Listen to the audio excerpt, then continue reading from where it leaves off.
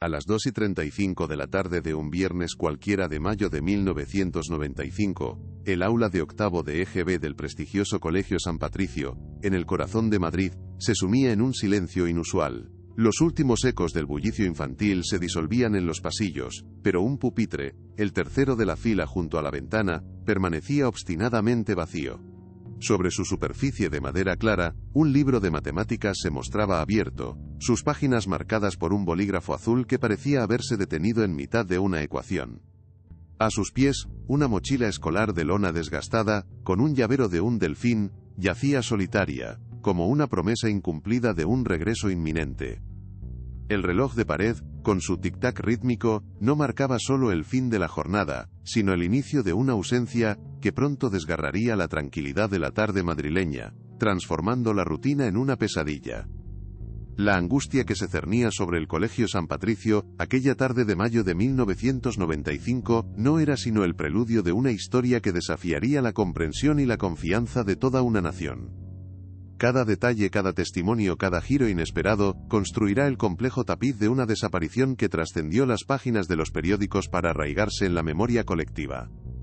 Si historias reales como esta, que exploran la fragilidad de la inocencia y la búsqueda incansable de la verdad, captan tu interés, te invitamos a suscribirte a nuestro canal. Al hacerlo, no solo nos apoyarás en la tarea de dar voz a estos relatos, sino que también te asegurarás de no perderte los próximos capítulos de este caso, y de otras narrativas que, como la de Jessica, merecen ser contadas con la precisión y el respeto que demandan, profundizando en las consecuencias humanas de eventos tan devastadores.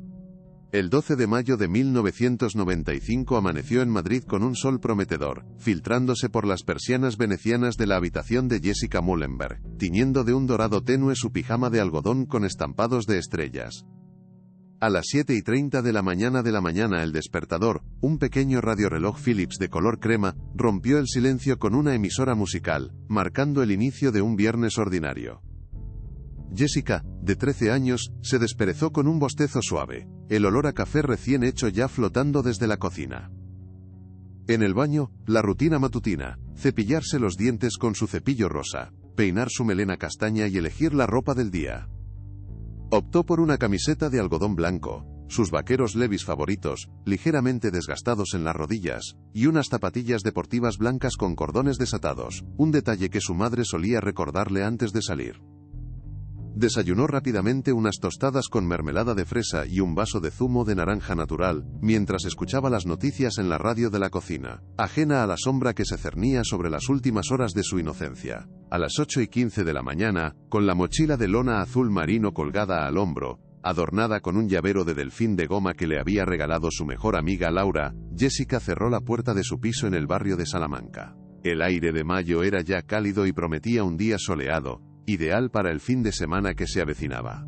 Caminaba a paso ligero por la calle Serrano, su ruta habitual hacia el prestigioso Colegio San Patricio, a solo 15 minutos de su casa. En el camino, se cruzó con varios compañeros de clase, saludándolos con una sonrisa radiante y un gesto con la mano. Sus zapatillas, ahora atadas con un nudo doble, resonaban rítmicamente sobre las aceras de granito. Llevaba en la mano una bolsa de plástico con una manzana verde y un bocadillo de jamón y queso para el recreo. La vida para Jessica se desplegaba en una sucesión predecible de clases, risas con amigas y la dulce anticipación de la libertad del viernes por la tarde, un futuro que, sin saberlo, se desdibujaba con cada paso. La mañana en el colegio transcurrió con la cadencia familiar de las lecciones. Jessica asistió a sus clases de lengua, ciencias naturales e historia, tomando apuntes en su cuaderno de espiral con la cubierta de un paisaje de montaña. Durante el recreo de las 11 de la mañana, compartió su bocadillo con Laura y Marta en el patio, bajo la sombra de un viejo castaño, hablando de los planes para el cine el sábado. La última clase antes del almuerzo era matemáticas, una asignatura que no le entusiasmaba especialmente pero que abordaba con su habitual diligencia. Se sentó en su pupitre, el tercero de la fila junto a la ventana, la luz de la tarde madrileña bañando las páginas de su libro de texto. Su bolígrafo azul, un Bic cristal, se deslizó sobre el papel, resolviendo ecuaciones hasta que el timbre de las 2 de la tarde anunció el final de la jornada escolar. El alivio era palpable. La promesa de la comida casera de su madre y la tranquilidad de su hogar esperaban, una imagen mental que la impulsaba a recoger sus cosas con premura. Con el sonido del timbre aún resonando en los pasillos, Jessica se despidió de sus amigas en la entrada del colegio, cerca del portón principal que daba a la calle Serrano. «Hasta el lunes, chicas», exclamó con su voz clara y juvenil, agitando la mano mientras se ajustaba la mochila.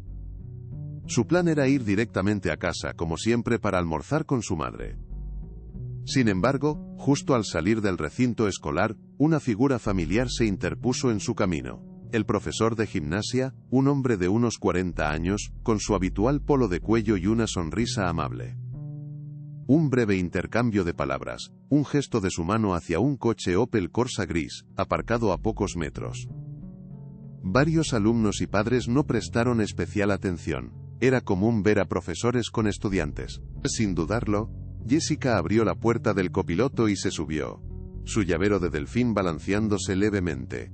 El coche arrancó suavemente, dirigiéndose no hacia su casa, sino hacia una dirección desconocida, llevándose la última imagen de Jessica, una niña que confiaba, hacia un destino que nadie pudo prever. El reloj de cuco en el salón de los Mullenberg marcó las 3:30, luego las 4, y el tintineo de las llaves en la cerradura nunca llegó. Carmen, la madre de Jessica, sintió como una punzada de inquietud se transformaba lentamente en un frío sudor. La comida, un guiso de lentejas que Jessica adoraba, reposaba en la olla, su aroma familiar ahora teñido de una extraña pesadez. Carmen intentó llamar al móvil de su hija, un recién estrenado Nokia 2110, pero solo obtuvo el pitido vacío de la buzón de voz. Su mente, habitualmente serena, comenzó a repasar la lista de amigas, los teléfonos fijos de sus casas, pero nadie había visto a Jessica desde la salida del colegio. Cada llamada sin respuesta, cada tono de ocupado, cada no está aquí, de las otras madres, tensaba un hilo invisible en su pecho, anunciando una realidad que se negaba a aceptar. La silueta del llavero de delfín, que Jessica siempre llevaba con ella, se proyectaba en la mente de Carmen como un presagio. La primera llamada a la comisaría de policía de la calle General Yagüe se hizo a las 6:47 de la tarde. La voz de Carmen, entrecortada por la angustia, apenas pudo pronunciar el nombre de su hija. El agente de turno, con la rutina de una tarde de viernes, escuchó con una mezcla de cansancio y desinterés. «Señora, es muy pronto. Los adolescentes a veces se retrasan, o se van con amigos sin avisar. Espere unas horas, seguro que aparece». La sugerencia de una fuga juvenil, una excusa fácil para la falta de acción inmediata, fue un golpe más para la familia Mullenberg. La burocracia policial, lenta y escéptica, se convirtió en el primer muro insalvable, retrasando valiosas horas en un caso donde cada minuto contaba. La descripción de Jessica, su ropa, el llavero del delfín, se registraron con una frialdad que contrastaba con la desesperación palpable de la voz de una madre. A medida que el sol se ponía sobre Madrid, tiñendo el cielo de naranjas y violetas, la noticia de la desaparición de Jessica corrió como la pólvora por el barrio de Salamanca. Los padres de sus compañeros, los vecinos, incluso los comerciantes de la calle Serrano, se unieron a la búsqueda. Pequeños grupos de voluntarios, con linternas y el rostro marcado por la preocupación, rastreaban parques como el Retiro y el Parque del Oeste, estaciones de autobús y metro, y cada rincón donde una adolescente podría haberse refugiado. Los carteles improvisados, con la foto sonriente de Jessica y el número de teléfono de sus padres, empezaron a empapelar farolas y marquesinas. Una silenciosa súplica que se multiplicaba bajo la luz tenue de las farolas. La solidaridad se mezclaba con un miedo creciente, una sombra que se extendía sobre la inocencia de una comunidad. Las primeras horas de la investigación oficial se vieron empañadas por la desorganización y la ausencia de un protocolo claro para casos de secuestro infantil en 1995. La Policía Nacional, acostumbrada a otro tipo de delitos, no disponía de los recursos ni la experiencia para una movilización tan urgente. El enfoque inicial en la hipótesis de la fuga voluntaria desvió recursos cruciales, concentrando la búsqueda en estaciones de tren y terminales de autobuses, lugares de escape habituales para jóvenes descontentos. La falta de coordinación entre las distintas unidades y la ausencia de una alerta temprana, similar a lo que hoy sería una alerta Amber, significó que las primeras y más críticas 24 horas se desvanecieron entre la incredulidad, la burocracia y una búsqueda deslavazada que no lograba enfocar sus esfuerzos. La tensión en el cuartel de policía y en el hogar de los Mullenberg se disparó con la aparición de las primeras pistas falsas. Una llamada anónima, con voz distorsionada, aseguró haber visto a Jessica en una discoteca de la periferia, en la zona de Alcorcón, bailando con un grupo de jóvenes mucho mayores que ella. Esta información, aunque vaga, desvió a varios equipos de investigación durante días, sumergiéndolos en el ruidoso ambiente nocturno de la capital, mientras la verdadera amenaza permanecía oculta. Poco después, otra pista apuntó a un excompañero de colegio con el que Jessica había tenido una discusión semanas antes, lo que llevó a interrogar al muchacho y a sus padres. Cada revelación, cada supuesto avistamiento, encendía una llama de esperanza en el corazón de Carmen y José, solo para extinguirse brutalmente, sumiéndolos de nuevo en un abismo de desesperación y frustración. A medida que los días se convertían en una semana, la ausencia de Jessica se hizo un peso insoportable. Su silla en la mesa de la cocina permanecía vacía, su habitación, con los pósteres de sus ídolos juveniles y sus libros, se transformó en un santuario de silencio y recuerdos. Carmen pasaba las noches en vela, aferrada a una camiseta con el suave aroma de su hija, mientras José, con el rostro demacrado por la falta de sueño, coordinaba nuevas batidas y atendía a los medios, su voz cada vez más ronca. El barrio, antes bullicioso y seguro, ahora susurraba con miedo, cada risa infantil en el parque se sentía como una traición. La incertidumbre, una bestia implacable, roía la esperanza de la familia, dejando un rastro de dolor y preguntas sin respuesta, un vacío que ninguna búsqueda, por intensa que fuera, parecía capaz de llenar. La tensión en el cuartel de policía y en el hogar de los Mullenberg se disparó con la aparición de las primeras pistas falsas. Una llamada anónima, con voz distorsionada por un filtro digital rudimentario, aseguró haber visto a Jessica en una discoteca de la periferia, en la zona de Alcorcón, bailando con un grupo de jóvenes mucho mayores que ella. Esta información, aunque vaga y sin corroborar, desvió a varios equipos de investigación durante días, sumergiéndolos en el ruidoso ambiente nocturno de la capital. Agentes de paisano, con sus rostros marcados por el cansancio, patrullaron locales como El Templo o La Ruta, entre luces estroboscópicas y el penetrante olor a tabaco y alcohol, buscando una silueta familiar entre la multitud. Cada noche, la esperanza se encendía débilmente en el corazón de Carmen y José al sonar el teléfono, solo para extinguirse brutalmente con la confirmación de que la pista había sido un callejón sin salida, una cruel broma que prolongaba su agonía. La búsqueda en la noche madrileña, con sus promesas vacías, se extendió por más de 72 horas ininterrumpidas. Los detectives interrogaron a porteros de discotecas, a jóvenes que salían tambaleándose al amanecer, y a taxistas que conocían cada rincón de la periferia. La descripción de Jessica, su camiseta blanca, los vaqueros Levi's y el llavero del delfín, se repetía hasta la saciedad, desdibujándose entre el ruido y la confusión. La frustración crecía con cada puerta cerrada y cada testimonio contradictorio. El ambiente de euforia y despreocupación de aquellos lugares contrastaba brutalmente con la desesperación que impulsaba a los agentes. El tiempo, un enemigo implacable, seguía avanzando, y con cada hora perdida en una pista falsa, la posibilidad de encontrar a Jessica con vida se reducía, dejando a la familia Mullenberg al borde del colapso emocional. Poco después de que la pista de la discoteca se enfriara, otra línea de investigación acaparó la atención, desviando nuevamente recursos y la ya frágil esperanza. Un excompañero de colegio, con el que Jessica había tenido una discusión semanas antes, un chico de su misma edad llamado Pablo, fue señalado por rumores en el patio como alguien que le guardaba rencor. La policía procedió a interrogar al muchacho y a sus padres en la comisaría de la calle General Yagüe. La sala de interrogatorios, con sus paredes desnudas y la luz fría de los fluorescentes, se llenó de una tensión palpable. Pablo, un adolescente tímido con gafas de montura gruesa, negó vehementemente cualquier implicación, sus manos temblaban mientras relataba una trivial disputa por un balón de baloncesto. Sus padres, visiblemente afectados, ofrecieron una coartada sólida, con testigos y recibos que confirmaban su estancia en un pueblo de la sierra durante todo el viernes. La investigación sobre Pablo se prolongó durante casi una semana, consumiendo horas de trabajo policial en la verificación de cada detalle, cada testimonio y cada llamada telefónica.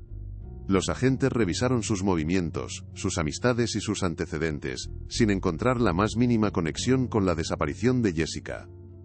La discusión, una nimiedad propia de la edad, había sido magnificada por el pánico colectivo y la necesidad de encontrar un culpable. Finalmente, Pablo fue totalmente exonerado, y esta pista se sumó a la larga lista de callejones sin salida. La comunidad, que había albergado una breve y perturbadora sospecha hacia un menor, volvió a hundirse en la incertidumbre. La frustración, un peso constante y abrumador, se instaló en el ánimo de todos, dejando un rastro de agotamiento y la sensación palpable de que cada esfuerzo se disolvía en la nada, mientras Jessica seguía sin aparecer. Tras semanas de frustración y callejones sin salida, con cada pista falsa desvaneciéndose en el aire, la moral de los investigadores y la familia Mullenberg tocaba fondo. La desesperación se había arraigado profundamente. Fue entonces, en un acto de pura obstinación, cuando el inspector jefe decidió una revisión exhaustiva de cada fragmento de información, por insignificante que pareciera. Se volvió a los testimonios iniciales, a las notas garabateadas, a los mapas marcados, pero el verdadero punto de inflexión llegó con las grabaciones de las cámaras de seguridad más rudimentarias de la época. En 1995, la videovigilancia no era lo que es hoy. Las imágenes eran borrosas, granuladas, a menudo ignoradas. Sin embargo, una pequeña cámara de una sucursal bancaria en la calle Serrano, a pocos metros del Colegio San Patricio, había capturado algo. Un detalle casi imperceptible, enterrado bajo horas de metraje, que la policía había pasado por alto en la vorágine de los primeros días. El metraje, de baja resolución y teñido por el filtro verdoso de la época, mostraba el portón del colegio y la ajetreada salida de los alumnos a las 2 de la tarde. Los agentes, con la vista ya entrenada en la silueta de Jessica, se detuvieron en un instante clave, las 2:08 de la tarde. Allí, en el borde del encuadre, se veía a Jessica despidiéndose de sus amigas, su mochila azul marino balanceándose levemente. Pero lo que siguió fue lo revelador. En lugar de girar hacia su ruta habitual, la niña se dirigió hacia un coche Opel Corsa gris oscuro, aparcado unos metros más adelante. Abrió la puerta del copiloto y subió sin dudar. La imagen era lo suficientemente clara para identificar el modelo del vehículo y, crucialmente, la dirección inusual que tomó al arrancar, alejándose del barrio de Salamanca. Este detalle, que en la confusión inicial se había interpretado como un simple viaje con un conocido, ahora se reevaluaba bajo una nueva y ominosa luz, transformando un dato ambiental en una pista central. La identificación del modelo del coche impulsó a los investigadores a reinterrogar a todos los que habían estado en las inmediaciones del colegio ese fatídico viernes. Fue entonces cuando un compañero de clase de Jessica, un chico llamado Miguel, inicialmente reticente y asustado, se abrió. Miguel, que había estado merodeando cerca de la secretaría el día de la desaparición, confesó haber oído una conversación peculiar entre Jessica y el profesor de gimnasia, Antonio Martín, 2 días antes. «No se lo digas a nadie, Jessica, es nuestro pequeño secreto», había escuchado decir al profesor con una voz que, en retrospectiva, le pareció extrañamente forzada. Jessica, por su parte, había respondido con un tono de voz inusualmente serio. «Pero no me gusta, Antonio, me da miedo». El recuerdo de Miguel, inicialmente descartado como chismorreo infantil, adquiría ahora un peso perturbador, conectando la imagen del coche con una figura de autoridad insospechada. La confesión de Miguel y la revisión de las imágenes de vigilancia transformaron radicalmente la dirección de la investigación. La figura respetada del profesor Antonio Martín, hasta entonces considerado un pilar de la comunidad escolar y un apoyo incondicional para la familia Mullenberg en la búsqueda, se vio envuelta en una densa niebla de sospecha. La frase, «es nuestro pequeño secreto», resonaba en las mentes de los detectives con una connotación siniestra, sugiriendo una relación oculta y una manipulación que escapaba a la comprensión. Este avance decisivo, aunque doloroso, inyectó una nueva energía en el equipo policial. La esperanza, que había estado a punto de extinguirse, resurgió con una fuerza brutal, mezclada con la amarga realidad de que el monstruo podría estar escondido a plena vista, bajo el manto de la confianza. El caso dejaba de ser una búsqueda a ciegas para convertirse en una caza, con un objetivo claro y una verdad que comenzaba a desenmascararse. La revelación de la implicación del profesor Antonio Martín en la desaparición de Jessica golpeó a la comunidad del Colegio San Patricio con la fuerza de un rayo. Antonio, de unos 40 años, de complexión atlética y sonrisa afable, era mucho más que un profesor de gimnasia.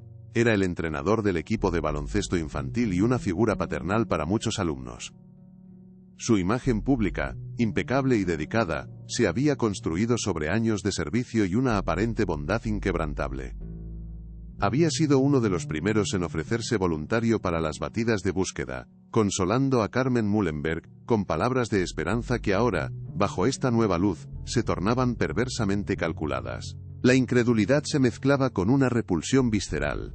¿Cómo podía alguien tan cercano, tan de confianza, ser el centro de una sospecha tan oscura? El aire del barrio de Salamanca se volvió denso con el murmullo de las conjeturas, cada vecino luchando por reconciliar la imagen del hombre que conocían con la sombra que se cernía sobre él. Los investigadores, que habían pasado semanas persiguiendo fantasmas, ahora centraban sus esfuerzos en Antonio Martín, desmenuzando cada aspecto de su vida. Su coartada inicial, que había parecido sólida, una visita a sus padres en un pueblo cercano a la Sierra de Guadarrama, comenzó a resquebrajarse bajo la presión de los nuevos datos. Las llamadas telefónicas, supuestamente realizadas desde la casa de sus padres, mostraban un patrón de ubicaciones que no encajaban con su relato. Cada gesto de preocupación que había mostrado públicamente, cada lágrima derramada ante las cámaras, cada palabra de aliento a la familia Mullenberg, se reevaluaba ahora como una macabra actuación. La policía, con el corazón encogido por la magnitud de la traición, se sumergió en la tarea de desentrañar la doble vida de un hombre que había proyectado una imagen de integridad intachable. El contraste entre el profesor respetado y el potencial secuestrador era tan abismal que resultaba difícil de asimilar, incluso para los agentes más curtidos en Madrid. En el Colegio San Patricio, la noticia de que su querido profesor de gimnasia era ahora el principal sospechoso, provocó una onda expansiva de shock y desconfianza. Los pasillos, antes llenos de risas despreocupadas, se impregnaron de un silencio tenso, roto por los susurros de los padres y el llanto ocasional. Los profesores se miraban con incredulidad, incapaces de procesar que el colega con quien compartían cafés pudiera albergar tal oscuridad. Para los alumnos, la figura de autoridad que les enseñaba a saltar el potro se transformó en una amenaza intangible, sembrando el miedo en sus jóvenes mentes y desvirtuando la seguridad del entorno escolar. El barrio, conocido por su apacible tranquilidad, se convirtió en un nido de sospechas, donde cada mirada se analizaba. La comunidad luchaba por asimilar la idea de que el mal no siempre se presentaba con rostro desconocido, sino que se ocultaba detrás de las sonrisas más amables y las profesiones respetables. La certeza de la implicación de Antonio Martín se cimentó con la acumulación de pruebas circunstanciales, registros de su teléfono móvil que lo situaban en las proximidades del colegio a la hora de la desaparición, testimonios de vecinos que recordaban haber visto su Opel Corsa gris en lugares inusuales, y la inquietante reconstrucción de los días previos, donde su interacción con Jessica había ido más allá de lo profesional. El giro moral era devastador: un educador, una guía para la juventud, revelado como un depredador. La confianza, ese pilar invisible que sostiene las relaciones humanas y la estructura social, se hizo añicos de la forma más brutal posible. No era un extraño, un monstruo que acechaba en la oscuridad, sino alguien que había caminado entre ellos, que había compartido sus espacios, que había sido investido con la responsabilidad de proteger a sus hijos. Este descubrimiento no solo significó la identificación del secuestrador de Jessica, sino también la destrucción de una inocencia colectiva, dejando una herida profunda en el alma de Madrid, una herida que tardaría mucho en cicatrizar. La discreta operación de vigilancia sobre Antonio Martín se desplegó con una precisión militar. Durante 48 horas ininterrumpidas, agentes de la Policía Nacional, camuflados como vecinos o repartidores, montaron guardia alrededor de su apartamento en el barrio de Chamartín y en las inmediaciones del Colegio San Patricio.